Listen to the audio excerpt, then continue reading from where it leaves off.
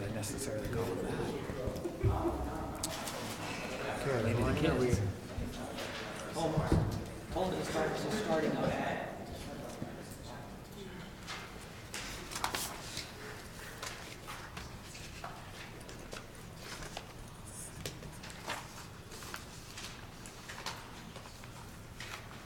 Okay.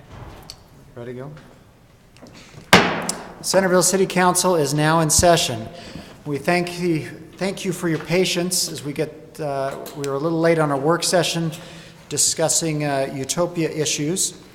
And I'd wait for a minute to get set up because we now stream our city council meetings live on the YouTube. So each of you who wants to participate in any public hearing can be an internet star to the vast crowds of those who are watching online. We'll note for the record that all members of the City Council are here and accounted for. Our City Manager is away at a City Manager's conference this week, but Blaine is capably covering for him. We'll start tonight with the Pledge of Allegiance, which I'll ask you to stand and join me for, after which Blaine Lutz will provide a prayer or a thought. I pledge allegiance to the flag of the United States of America and to the republic for which it stands, one nation under God, indivisible, with liberty and justice for all.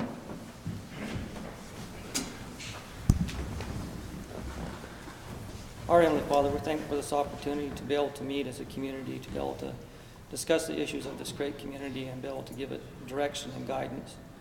We're thankful for the great country we live in and for this great community and for the resources that we do have. We ask you to bless that your Spirit be with us to be able to help and guide the correct decisions, and bless those that provide the services that are essential to living in Centerville and to be able to live in this country, and those that protect it and those that serve it. And we ask your blessing to be with us, and we say in the name of Jesus Christ, amen. Amen. Thank you, Blaine. And Blaine, if you could get the agenda up on the screens, I think that would be helpful.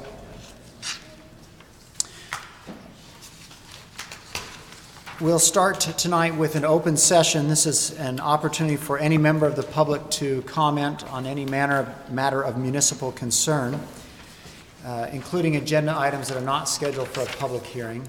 If you're here to speak regarding the public hearing on the 77 West Lund Lane rezone, I suggest that you wait until that portion of the meeting. It'll only be a few minutes. It's number 4 on the agenda, and we'll have the public hearing then. If anyone would like to speak on any other matter, I'll go ahead and open the public session and invite you to come and to the microphone, state your name and city of residence for the record, and address the council on whatever issue you'd like to. So the public session is now open.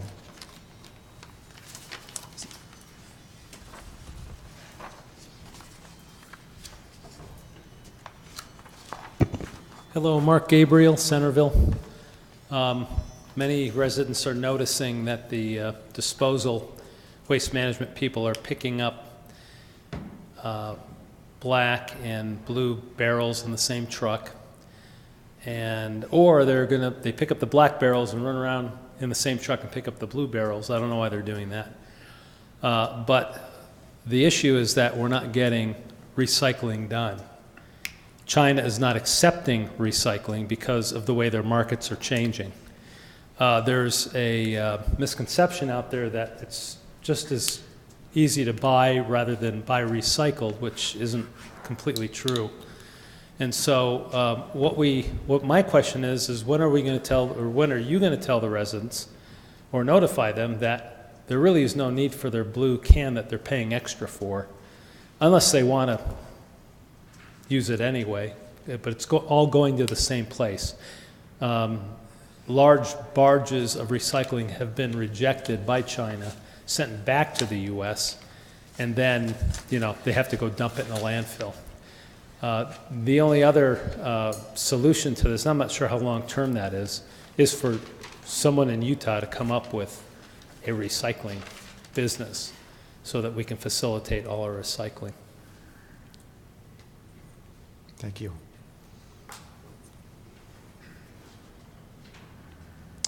Anyone else would like to be heard during the open session? If not, I'll go ahead and close the open session. And since Mr. Gabriel's question was about recycling, we'll note on the agenda later we're here to talk about the garbage pickup. This is the first I have heard of any suggestion that the same truck was picking up black and blue cans. If we got any evidence of that, I'd like to see it. The trucks are identical, I believe, that do that, but I wasn't aware of, this is the first report I've heard of the same truck picking up that. There's also, if you go online, if you don't want to stay, but later under, Blaine, if you want to go down, on the Novus agenda, under the information on the solid waste collection contract, we've got some letters from ACE, who handles our recycling, and I believe those letters discuss what has happened to all the recycling the last 5 years, and the response from ACE is that none of that has ever gone directly to the landfill. It's always gone to our recycling facility. But I'm happy to, if there's evidence that that's not taking place, happy to listen to it. We will also have Larry Gibbons of Rocky Mountain Recycling at that time. Is Larry coming to Yes. speak to us? Okay, Yes. great. So he can comment on the situation with China, which is indeed very serious. Okay, moving on. Minutes review and acceptance. We have a couple of sets of minutes. First, the March 15th council meeting minutes. Does anyone have any changes to those March 15th council meeting minutes? I have a slight change on page 5, line 14. On 13, the sentence starts, "She mentioned that the neighboring property owners have expressed a desire for the property to remain as is." After that sentence, I'd like to add, "and so citywide use might not be what they desire." Any objections to that? Okay, I had a change on, just a slight correction on page 7, line 49. Mayor Cutler reported West Valley mayor indicated to him. I'd like to change that to West Valley officials. I called the mayor, but it was actually the assistant city manager and the city manager who called me back. So it was a West Valley official indicated in the West Valley has no intention of approving the location discussed by Mr. Dix. And on the next page, a slight correction on line 15, discussing the Bountiful City work session regarding RAP tax allocation. Instead of saying Bountiful City has committed a portion of RAP tax revenue, I'd suggest that's changed. Bountiful officials suggested a willingness to commit a portion of the RAP tax revenues. They have not actually made that commitment. Any other changes to the March 15th council meeting minutes? Or how about now the work session minutes? I did have, this is on page 4, lines 33 to 37. I remember us saying that there were some of these short-term topics for the Planning Commission that we wanted back to us during the second quarter of this year, and I don't see indication of which ones those are.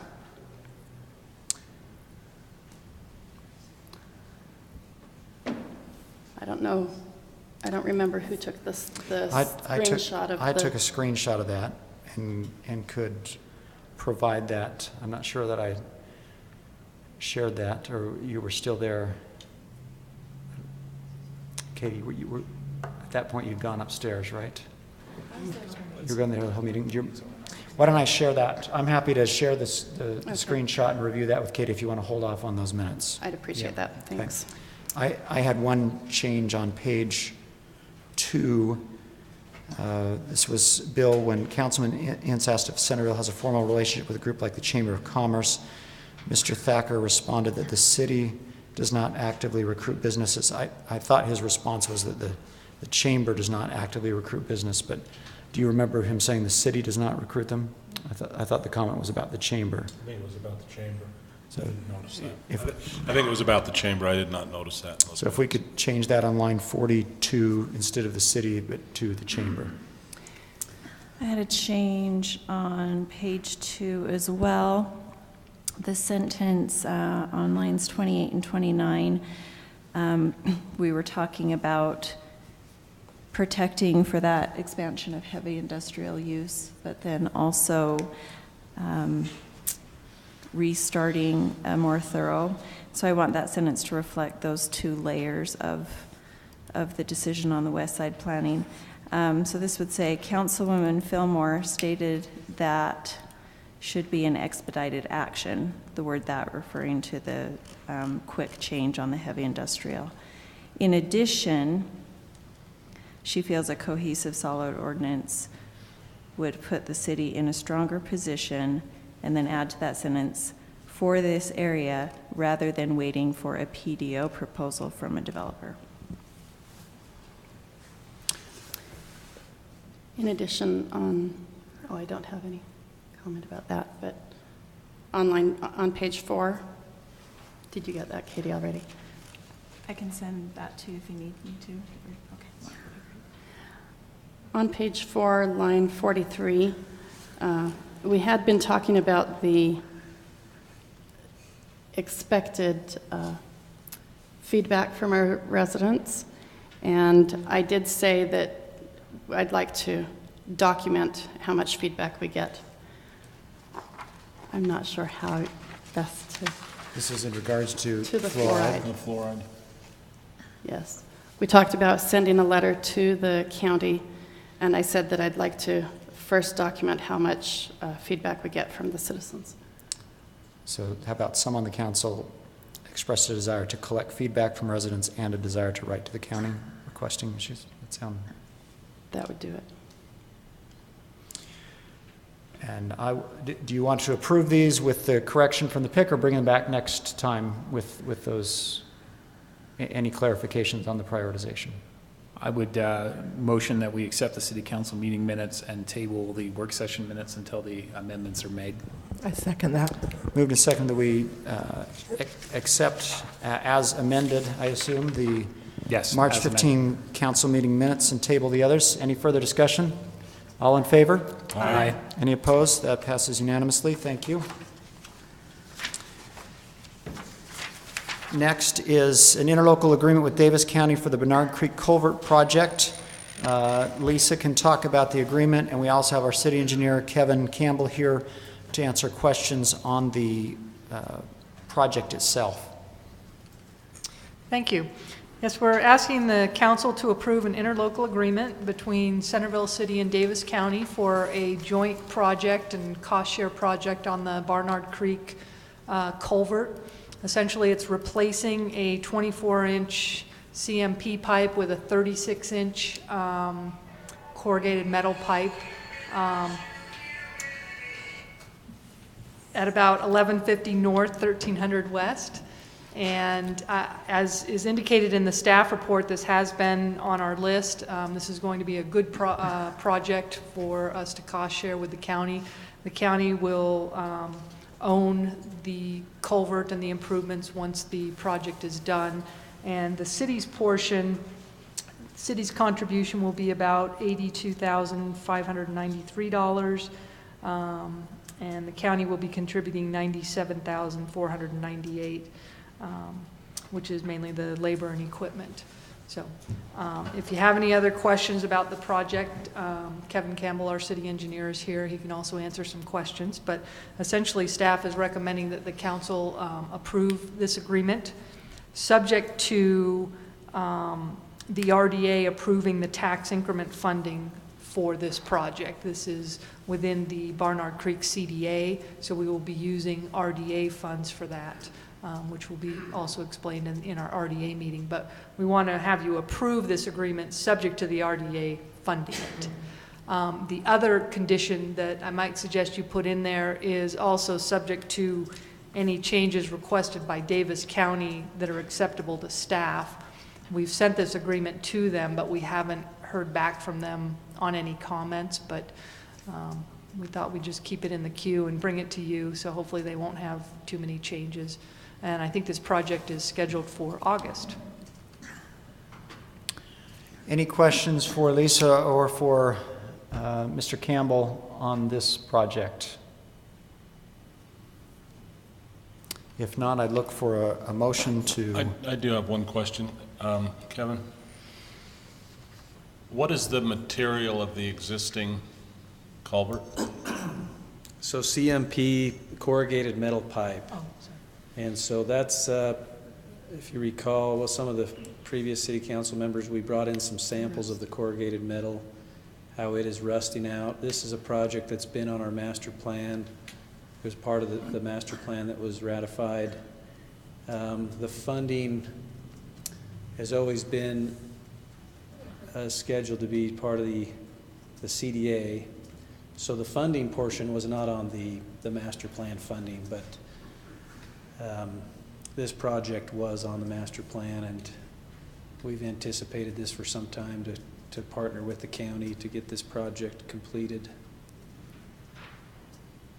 And then what is RCP? Reinforced concrete pipe. Okay.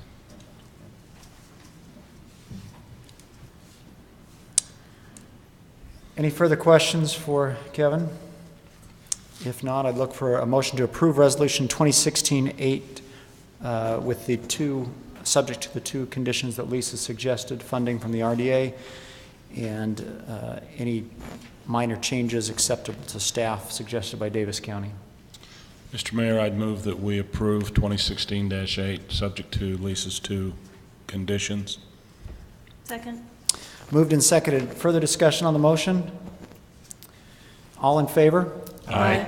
Any opposed? That passed. The only thing I wanted to point out is on the staff report, fourth line from the bottom, it says the RDA's Pages Lane project area will loan funds, and that should be parish. Should be parish, yeah. That's not in the agreement, just in the staff report, right? So that passed unanimously. So we look forward to getting that project done before the next flood.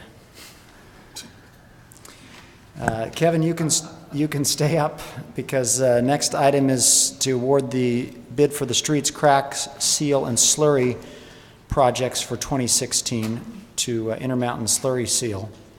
Can you provide us an update on that or a staff report before any Yes, action? we received two bids. We received a bid for Morgan Pavement Maintenance. It is around $217,000. We received a bid from Intermountain Slurry Seal for about $220,000.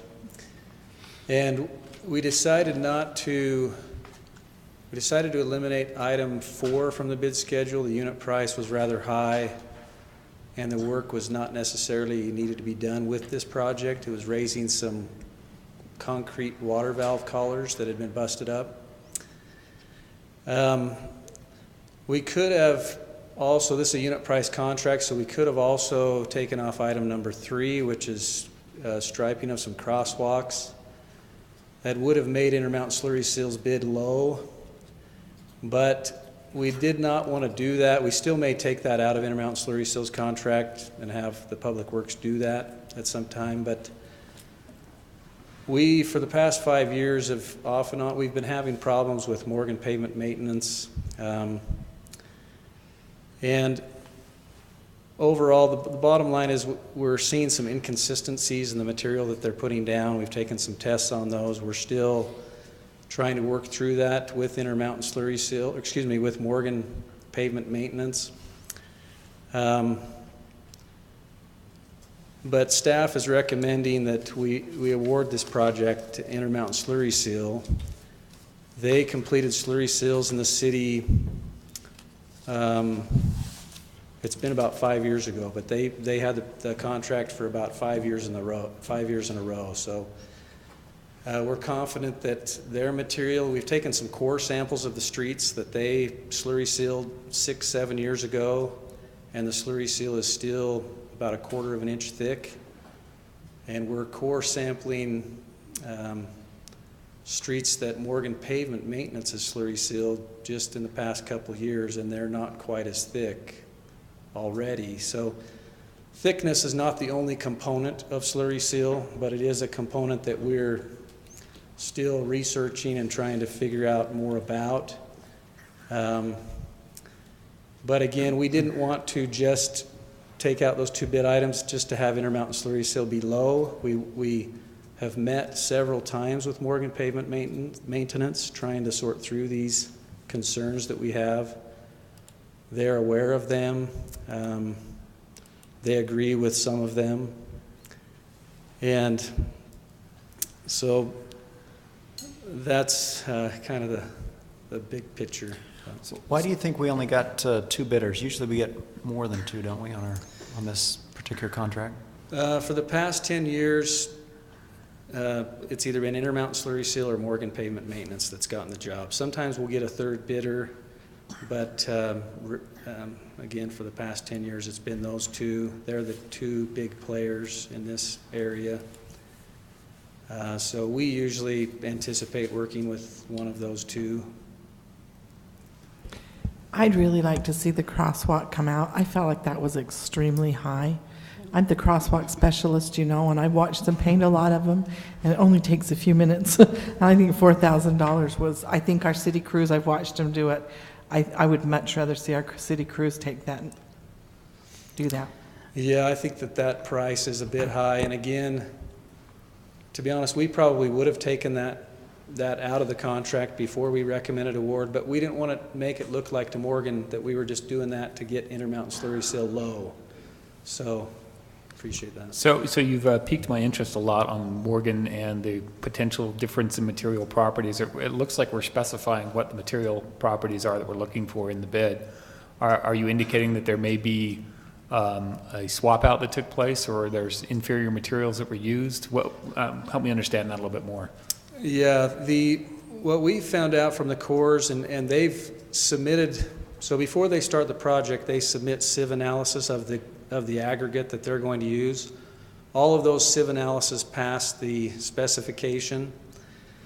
But we think for future projects, what we're going to do is we're going to test the aggregate more regularly, because the aggregate determines the thickness of what's being laid down. They get their aggregate from Staker Parsons. Staker Parsons certifies that the aggregate meets the spec. And so they do have the testing, but our testing and the core samples we've taken are a little bit in conflict with maybe what Staker certified that their aggregate. So it's kind of a difference between maybe a 1/4 inch aggregate and maybe a 1/6 of an inch aggregate is what we're talking. And but to us, that's a substantial difference, especially when we're trying to get these slurry seals to last 10 years, like we're trying to do with our streets master planning. And so they've sent us they sent us their application rates. Their application rates for the tonnage of aggregate meets the standard. Our big concern is we go out on the streets and sometimes they look inconsistent from street to street, or maybe even on the same street. There's some areas that look maybe smooth and not as coarse, and other areas that look coarser. So the coverage is there, the application rate is there. We are questioning their aggregate, whether or not they're supposed to have between 10 and 30% of the aggregate is supposed to be between 1/4 of an inch and 3/8 of an inch. That's the larger aggregate size that we're questioning. Again, the tonnage of aggregate is there, but we're trying to work through this with Morgan to see. Their explanation is that the Staker pit that they use, the aggregate is on average, it meets the spec, but it's on the lower end. Maybe it has 10% in that range. So they're just indicating you got lucky with your core samples and got the low end of the average every time, or what's their explanation? Their explanation is that their mix design meets the spec, that their gradations that they've taken meet the spec, And we're trying to get from them to explain to us, okay, why then do our dozen core samples, why is it on the thin side? They're questioning how we're measuring those, but we've put it back on them. We've told them, you guys need to come back to us and tell us why some of these streets look inconsistent.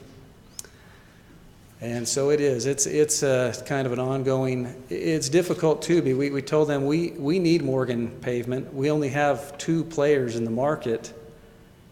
We can't be beholden to Intermountain Slurry Seal and exclude Morgan indefinitely, because then, you know, if we're only getting 1 bid, just imagine what would happen with that. So we need them. We need to work with them. We need to help them try to figure out what's going on with their, we think it's something to do with their aggregate from Staker Parsons.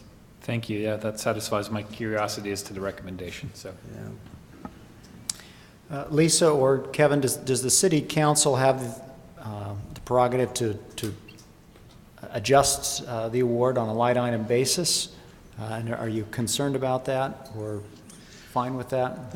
Morgan Pavement Maintenance, they know that they can file a formal protest within 10 days of the notice of award. They've told us that they're not planning to do that. They still can. So we would just recommend that we not give notice to proceed to Intermountain Slurry Seal until those 10 days are up. And again, in a unit price contract, we can eliminate items, but we chose not to do that on the recommendation, as previously stated, that we didn't want to make it. Can we still do that? I mean, after it's awarded, can they say too bad, or? We could do that tonight if you wanted to say we don't want to award item number 3 either, and adjust the recommended amount down.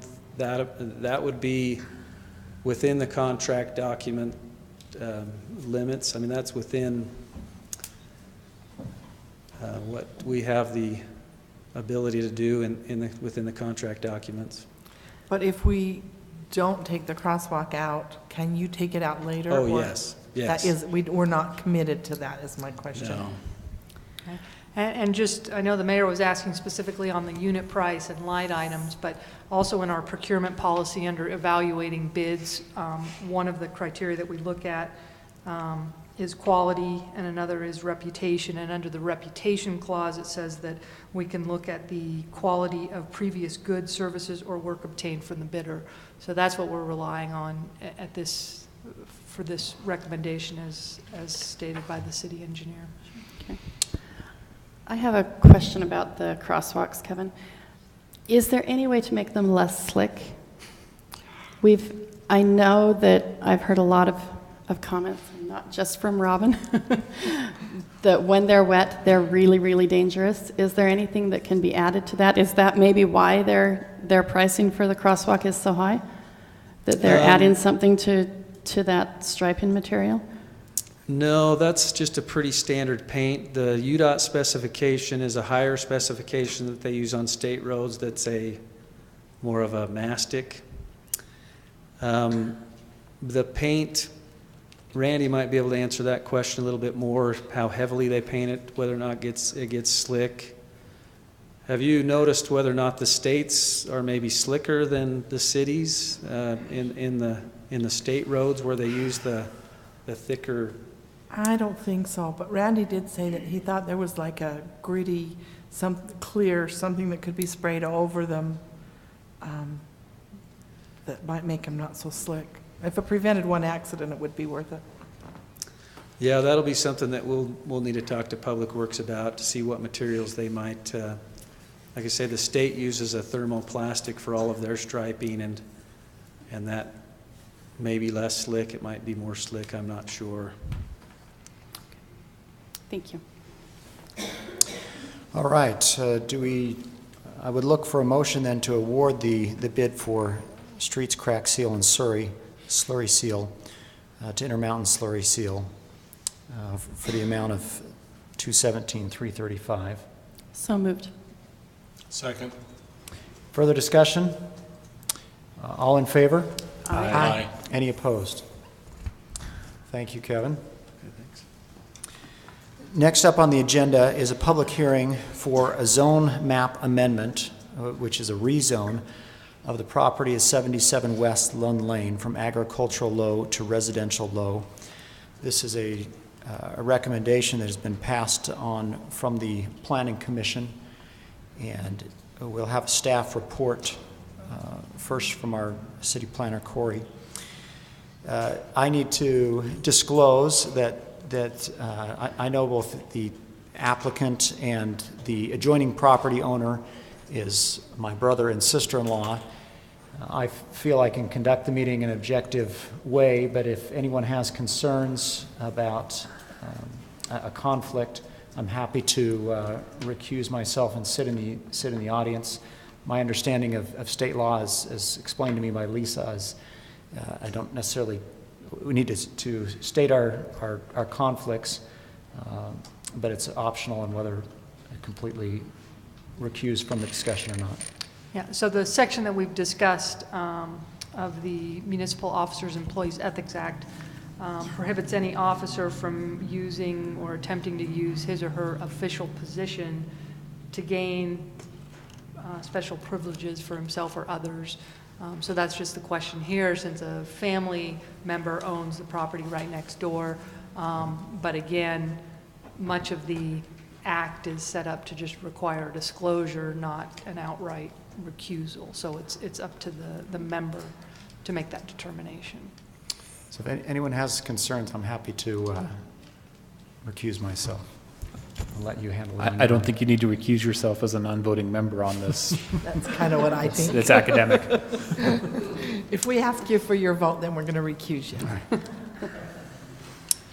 All right, we'll proceed with the staff report, please, Corey. Thank you, Mayor. Members of the council, just by procedures, so you understand, the request before you is right now an amendment to the zoning map. It is true that there was an application for conceptual subdivision submitted with it. The applicant desired to at least show the city what they intended, and also to allow the Planning Commission to move forward on a conceptual basis if there was a recommendation pending any approval on the rezone later.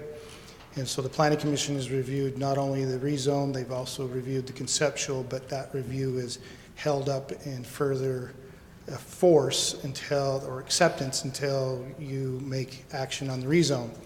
Why is that important? Simply from the fact of is that generally you'll see applicants want to show what they intend with the piece of property rather than just come in blindly with a request for rezone, but understand that there's not an obligation to complete that.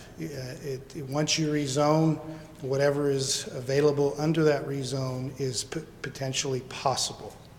At this point, the Planning Commission is waiting to hear. You'll likely see a subdivision if this moves forward. And the intent right now is according to what their conceptual plan shows.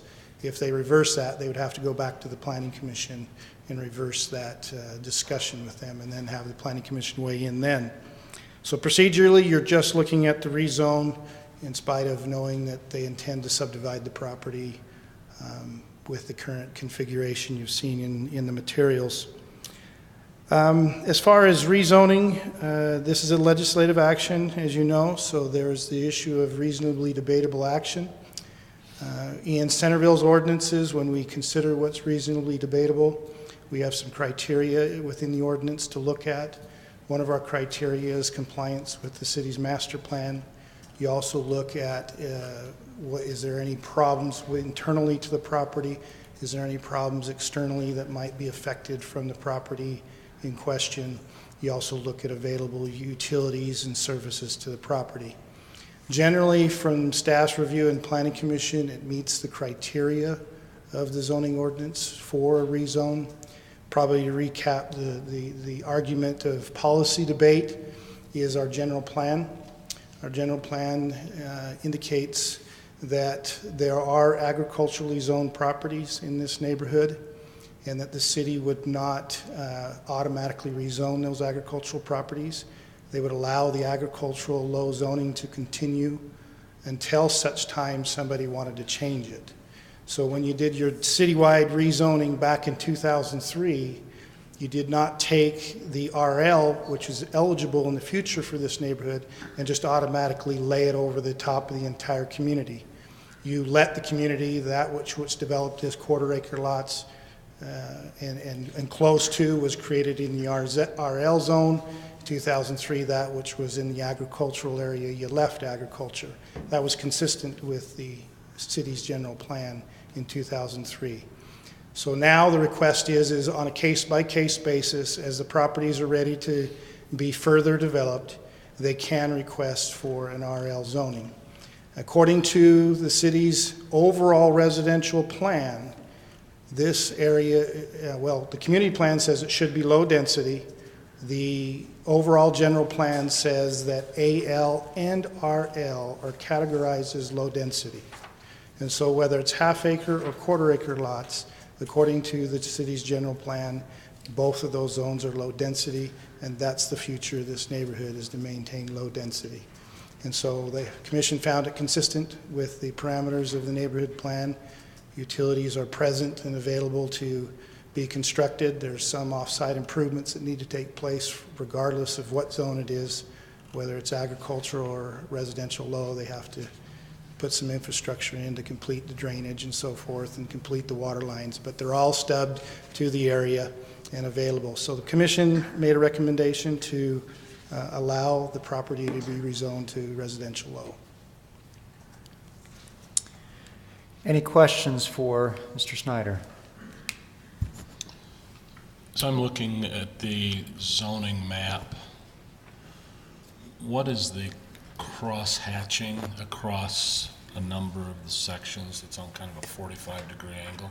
Is that supposed to... There's two sets of cross-hacks up in that area. The first one is the PDO. So if you go down to the Woods Park at Lund Lane and the Frontage Road, that's a PDO, Plan Development Overlay crosshatch. And if you go up on the hillside, you'll see the hillside crosshatch, which I think is just a general 45. Meaning that it's part of the hillside overlay district and Yeah, anything so there's that some applies additional to development hillside. regulations when you're up on the hillside. So in part of it, it comes all the way down to Main, right? Part of the hillside comes down in some areas down to Main Street on the northeast neighborhood area. Okay, thank you. Any further questions for staff? Any, before we open the public hearing, any comments from the applicant or presentation from the applicant?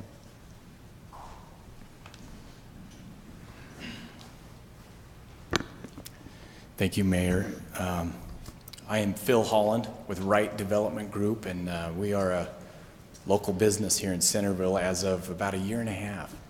And we chose to come to Centerville, like a lot of people, because Centerville is a great city.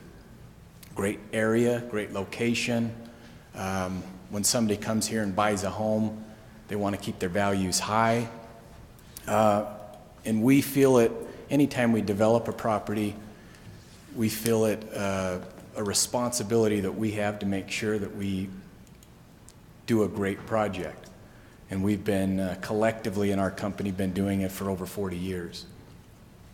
When we looked at this site, and I just want to maybe make mention of two things. The first one, Corey did a great job explaining that the property and the zone amendment is consistent with the general plan. That's the first thing we always look at when we look to buy a property or develop a property. Are we doing something that is in the city's general plan? Do we have to change that? Are we overburdening the city with, are we going to have a lot of public outcry? These are all things that are very important to us. And when we researched that general plan, we thought this is going to be a great community for this site. The second thing that was important to us is we don't want to ask for a rezone without showing at least the Planning Commission what we want to do. And I think most of you have seen that plan, and as Corey stated, we're not talking about that right now. But it is important to us to, do you have it?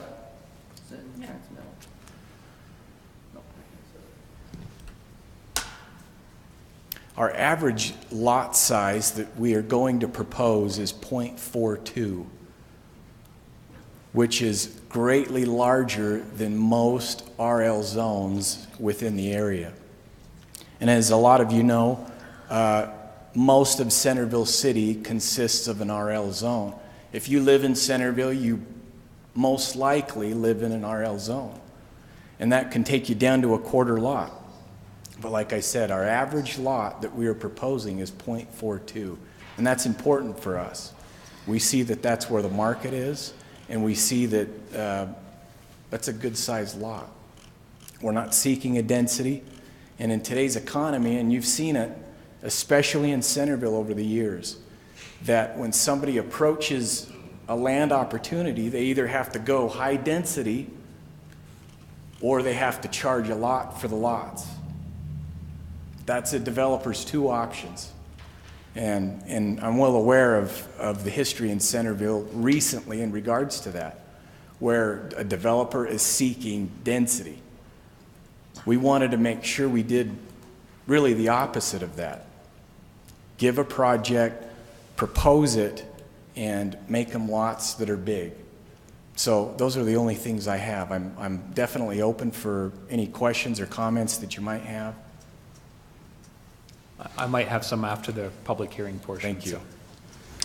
Any other questions for Mr. Holland before we open the public hearing? Thank you.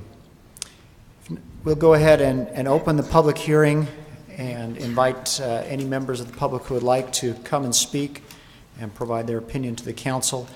After the public hearing, we'll give the applicant a chance to respond and also allow time for questions for staff and for the applicant.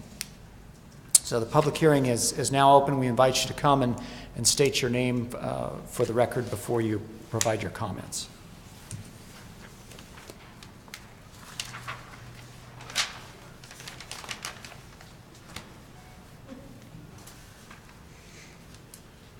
Hello, my name is Chris Cutler, and I live in North Centerville. And Paul has mentioned we own the property that's just to the south of the property that's they're requesting a rezone. Simply stated, we feel that the north part of Centerville, which is currently zoned as agricultural, is an important part of the community.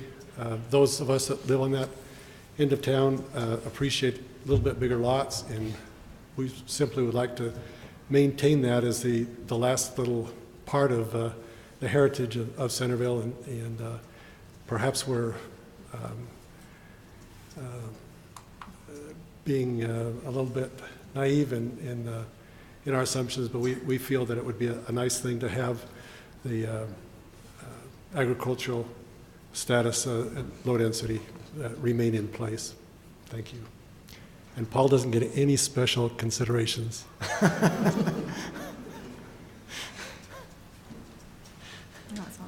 My name is Ron Dean. I've been a Centerville resident for 40 years.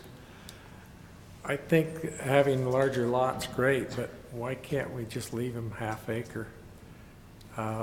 It's zoned for half acre. I don't know why we need to do that. I think they could probably increase the cost of the lots to be able to keep those half acre lots. I would propose that we keep it the way it's zoned right now as half acre lots.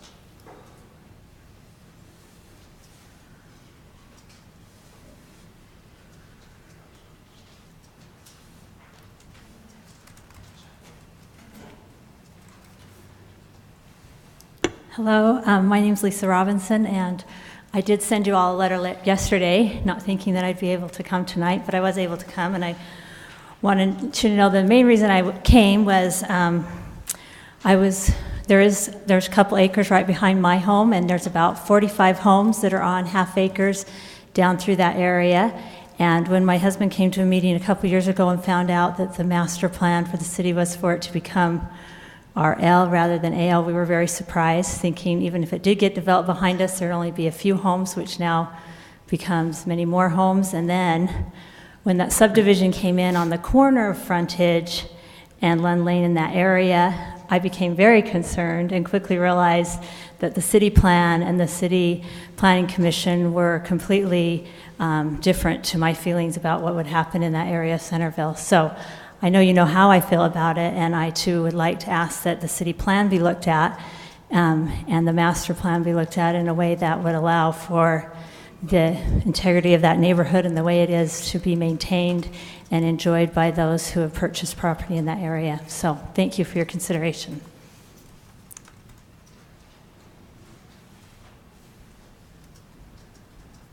Hi, I'm Matthew Cutler. I live in North Centerville. The motto of Centerville City is that it's the friendly city by Great Salt Lake. And we look at the word friendly, and according to dictionary.com, the word friendly means to coexist without harm. But what are we coexisting with? And the city, according to your website, states that we are coexisting with each individual's culture, and we're coexisting without harm. On a global level, homogenization of culture is a bad thing. We destroy religion, we destroy language, dialect, and so even on a city level, homogenization of culture is bad. If you look, there are different sections of Centerville which are different cultures, basically.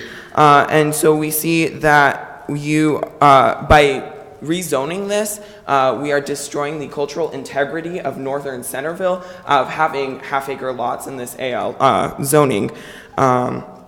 Specifically the area around Lund Lane.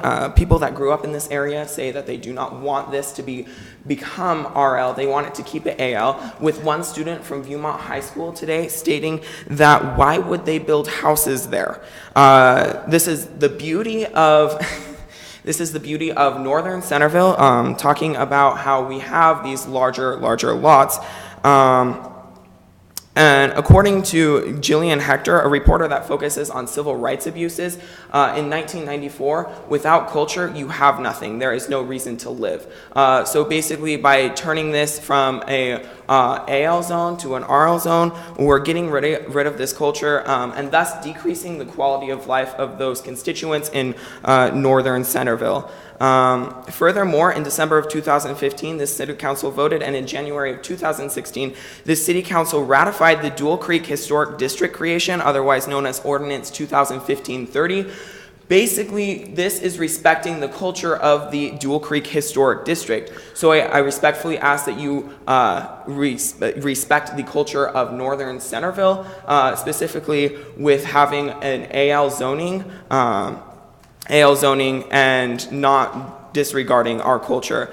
Furthermore, the German philosopher Nietzsche stated that suffering is good and that we should embrace suffering because it helps us attain self-actualization. He also said that the one thing that's worse than suffering is pointless suffering, and that's the biggest harm that we can have in society today. According to me, what I feel that there should be no homes on this. This would create pointless suffering for the Right Development Group that bought this land. But if they want to rezone this and create smaller lots, that's creating more homes, which creates pointless suffering on my hand. So I propose that we have a compromise, and this nation was built on compromise, that we just stay with the AL zoning that we have currently. In this way, we provide meaning suffering for both the constituents of the area and the Right Development Group. Furthermore, when the Right Development Group stood up to talk, he says that the public outcry is important for the Right Development Group, and if the public outcry is truly important, he would understand this compromise and keep it at an AL level. Thank you.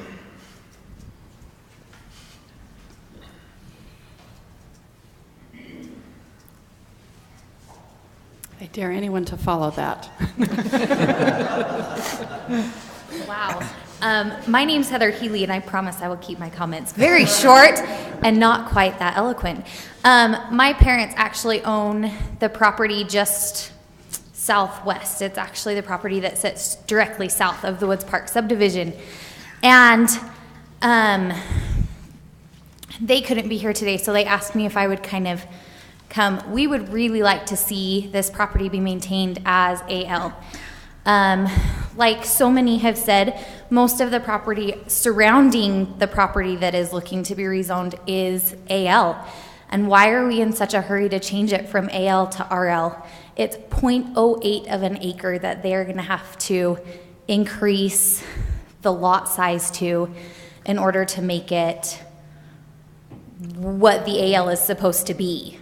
So I, as someone who came with her parents and saw the process that went into the Woods Park subdivision, this is exactly how the Woods Park subdivision started. It started with the rezone from AL to RL, and now they have 29 homes sitting directly north of them. So we would really like to see this be maintained as AL and maintain the integrity of the property that surrounds the northern Centerville area.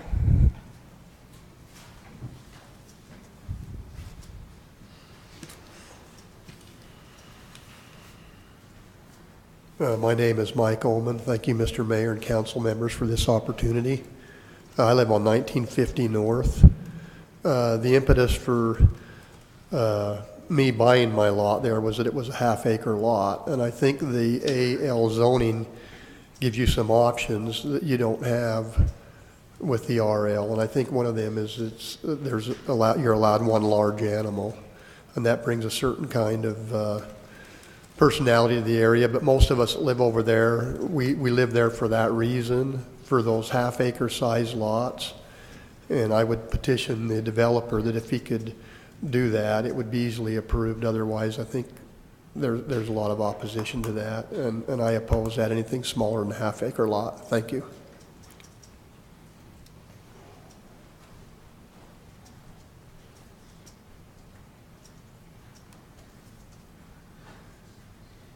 Good evening. I'm John Higley. I'm a Centerville resident, and I own the property just west of this proposed development. The difference between a .42 lot and a half-acre lot is roughly 12 feet per lot per the depth of the lot. So I don't see it as really a question of whether the lots are going to be large enough or advantageous to people who want a larger lot. I see it as a lifestyle choice. And that lifestyle is simply, do you want to own an agricultural light property where you can have one large animal, as Mr. Ullman has stated, or if you don't want that? I don't think that it makes sense to argue about the lot size. I think it's a lifestyle choice. And I think that's what the city council needs to consider, is what kind of lifestyle we want or that we are going to demand on this property. I respect everyone's opinions on this. I'm in favor of allowing this project as it's shown. My understanding is that if there is another proposed project that will go in this area, that it would again have to meet and go through the Planning Commission and again City Council. So I think that we need to talk about this particular piece of property and what is being proposed to be done on it, and then consider what we want to do as far as lifestyle. Thank you.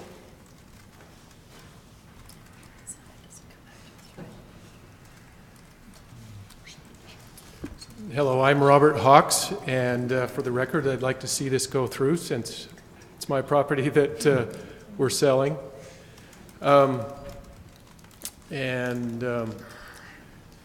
I just wanted to tell you a little bit of background. We moved into the community about 25 years ago and found this piece of property. And when we started with it, the city wanted us to put curb and gutter and sidewalk and put a new lane in all the way down, and it was everything that I could do to fight not to have to do that. And I said, I would like to do that when there's homes there, but I don't want to put a curb and gutter and sidewalk and storm drain and everything down there. And so through the process of everything, they came in agreements that when it got developed that we would have to do all that. And since then, I've taken all the stumps out that it used to be a grove and finished it up nice and got an engineering firm to plant all those trees in accordance to future lot sizes. And in fact, when I chose the right development group, I had other higher bids from other high-density people. And I thought, no, I'm not going to do that to Centerville, and I'm not going to do that to my neighbors. But for those that are concerned with the cultural collapse of North Centerville, it's already happened. there's much higher density housing in Farmington across the street on the other side, and to the west, and to the east. And I thought I was doing the neighborhood a big favor by making a choice to have near half-acre lots. The land wouldn't, I'm not a bit concerned about them baiting and switching and going to a smaller lot size, because they just logistically wouldn't work out putting that many homes in there and be able to maintain with the rules. And this has followed the process that is outlined, and it does meet all the criteria for the city that is outlined, and I would greatly appreciate it going through. Thank you.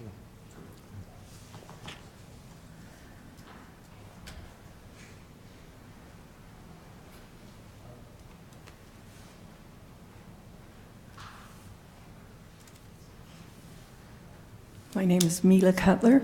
I'm Chris's wife. I didn't want to come to this meeting because I have felt that in previous public meetings, hearings, that the petitions that have been presented before the Planning Commission and the City Council have been ignored by the government. And the public's concerns have been ignored. I feel that you're not seriously looking for our input, but you're just doing what you're supposed to be doing. You're doing it because it's part of the process. You have to have a public hearing. With that stated, I want to tell you what my concerns are.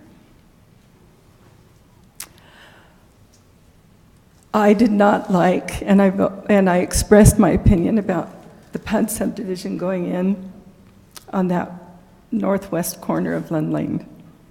I expressed safety concerns, I talked about the water table, and I feel like that was ignored. Now, Mr. Schneider will say that the developer put in this great big drainage system. That's fine. I don't see it benefiting anybody but that subdivision. The rights that own the property just southeast of them, their basement is still wet. And here we are in April, because it floods, because it doesn't tap into the drainage that was put in for that subdivision. So as benefiting all of Centerville, I don't see that happening. Sorry, Mr. Snyder. I like what Matthew said about cultural diversity. I'm about the only diversity you get in Centerville, okay? When my in-laws bought that property in 1975, it was with the purpose of teaching their family and children how to work. If you go back to the map that you put up of Centerville and show all of the RL, there is no place really for a child to learn how to work anymore. And I want my children to have the same opportunities that my grandchildren, that my children had of working on the land, of working with animals if it's their choice. And if you do that, RL, I respect Mr. Phil, sorry, and I respect that you say you want to do that, but that's going to bring more people to the area that we have grown accustomed to letting our children and grandchildren just have free reign pretty much. They can go out there and I don't have to worry about somebody running them over, although we do get a lot coming down our street that just speed thinking it's a through street, and they're very disappointed when they have to turn around. I was noticing on your agenda that you're talking about wild animals. Well, I have my own wild animal refuge there. I get at least 18 deer out there. And my grandchildren love to go out there and look at the deer. I have a little 2-year-old that gets really excited and she walks out there barefoot. I would like to leave the property the way it is. And if you are, I respect Bob's right to develop his property. But really, a half of an acre, I don't think that's much to ask. Thank you.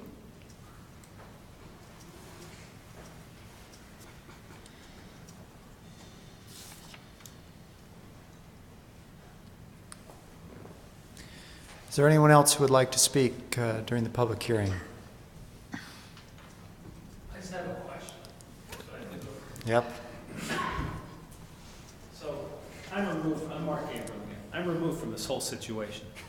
I don't live very close. I live 1900 North in a developed area where our kids run free rein and have a great time and work and do everything as well. But I guess my question is, if we're talking about a cultural change, why can't you rezone to allow one large animal on a lot that's only 12 feet difference in width? I mean, if that's an issue, why not rezone it so that these lots can have, whether they want them or not, are allowed to have one large animal? Just putting it out there.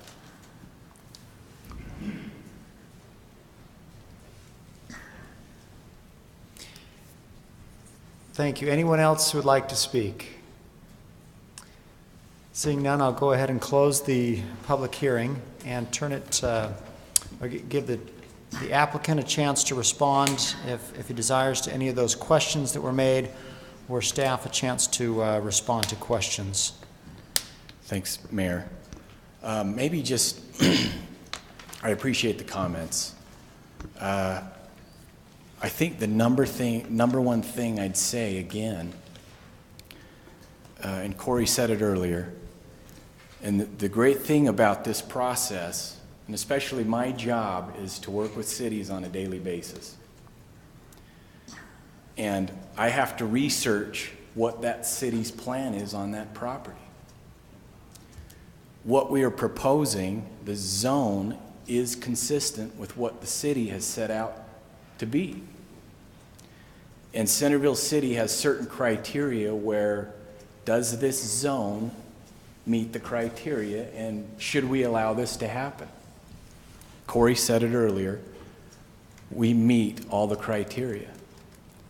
Now everybody in the world wants a bigger lot in their backyard, everybody. And if somebody lives by, and I hear this every day, and it was stated a couple times today, let's just keep it open. Great thing about being in America is that we do have property rights.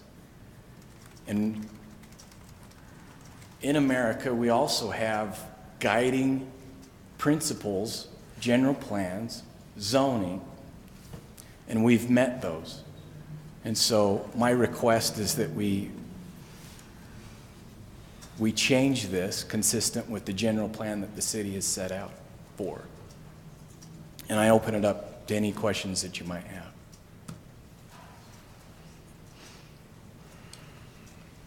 Any questions for Mr. Holland or for staff? We ask questions. We've had the public hearing, but I'll reopen the public hearing if you want to come and state your name and ask a question. I guess one question I have is with the First, your name. developer. Sorry, Josh Christensen. I've lived in Centerville for only 4 years, but when I moved here, I specifically moved here because I bought a half-acre lot. And it seems like as soon as I moved in, I started having to attend meetings like this because they're changing it. But anyways, I guess one question I have is the developer is developing the property. Obviously, when we change the zoning, there's no going back.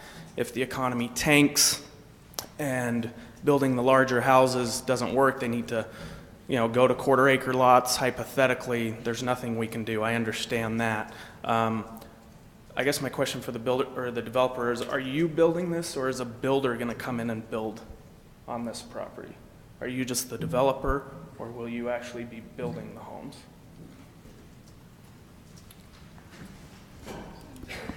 So we are selling, this is simple, we are developing these lots and we are selling custom build lots to custom builders or individuals that want to build their own home.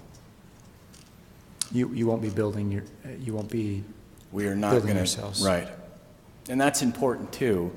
There's a lot of, for lack of a better term, there's a lot of production builders in this area, in the marketplace. We've noticed that there's an increasing demand in lots that somebody wants to go buy. The market doesn't ask for half acres anymore. The market doesn't seek animal rights anymore, and it hasn't for a long time. And so we are hitting the market where we think that it's a good place to be. Back to a couple of, and Mr. Hawk said this perfectly, I'm constrained by what I can do on this property because it has a lot of frontage and it has a lot of depth. But there's no way I could get, say, 20 lots on here. It just won't work. Physically, I cannot do that. And so the best plan that we've provided and said, you know, let's keep these large. These are custom lots. Our estimate is that these are going to be the homes, $550,000 to $700,000, $800,000 homes, which is what we're hitting in other markets throughout Davis County. I hope that answered his question.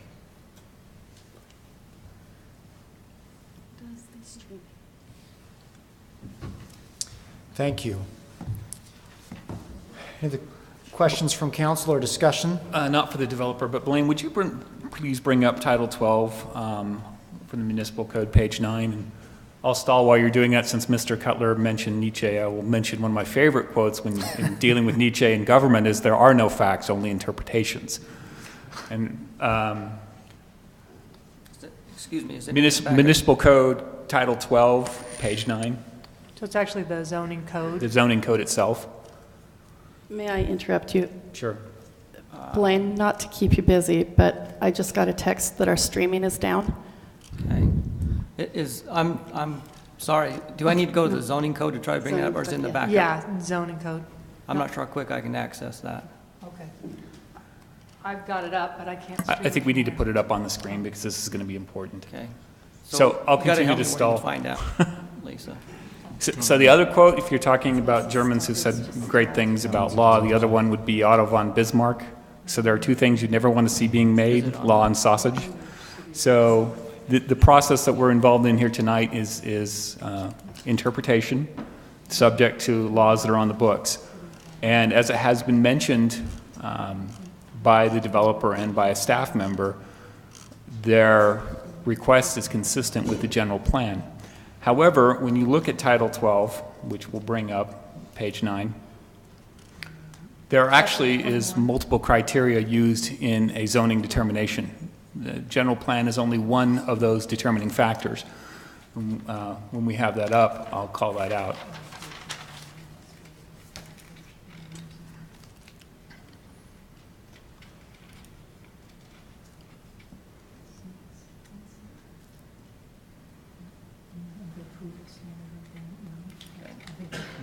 So at the risk of droning on, I'm just going to read you a little bit of that section because I can't read that. I don't know if anyone else can read that.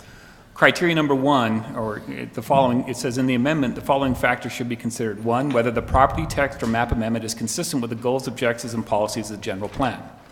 Number 2, whether the proposed map amendment is harmonious with the overall character of existing development in the vicinity of the subject property. Number 3, the extent to which the proposed map amendment may adversely affect adjacent properties. And number 4, for proposed map amendments, the adequacy of facilities and services intended to serve the subject property, including but not limited to roadways, parks, recreation facilities, police and fire protection, schools, stormwater drainage systems, water supplies, and wastewater and refuse collection. So in all deference to our staff member who provided the report and to the developer, I do not disagree that this is probably consistent with that first criteria. I do not believe, however, that it is consistent with criteria 2 and 3 based on what is already in existence at the area for myself. I mean, there's a lot of green up there. And I have heard plenty of comments from property owners who believe that it will adversely affect their property that is adjacent to. So that criteria to me is of concern that we we consider all 4 pieces of criteria, not just number 1.